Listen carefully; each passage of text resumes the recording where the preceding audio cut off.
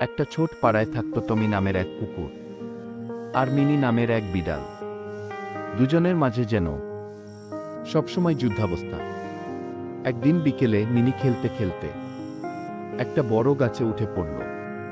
ওপরে উঠে সে বুঝল নিচে নামা তো কঠিন। চারপাশে কেউ নেই, আর গাছের নিচে দাঁড়িয়ে আছে টমি। মিনি ভেবেই নিয়েছিল টমি হয়তো এবার সুযোগ পেয়ে কিছু একটা করবে, কিন্তু না। টমি চুপচাপ দাঁড়িয়ে রইল। মাঝে মাঝে ঘেউ ঘেউ করে লোক ডাকতে লাগল। কিছুক্ষণ পর মালিক ছুটে এলেন। গাছে উঠে মিনিকে নিচে নামালেন। মিনি অবাক। টমি তার জন্য অপেক্ষা করছিল। সেদিনের পর থেকে আর কোনো ঝগড়া হয়নি। ওরা একসাথে খায়, ঘুমায় আর খেলে। এভাবেই শুরু হয় কুকুর আর বিড়ালের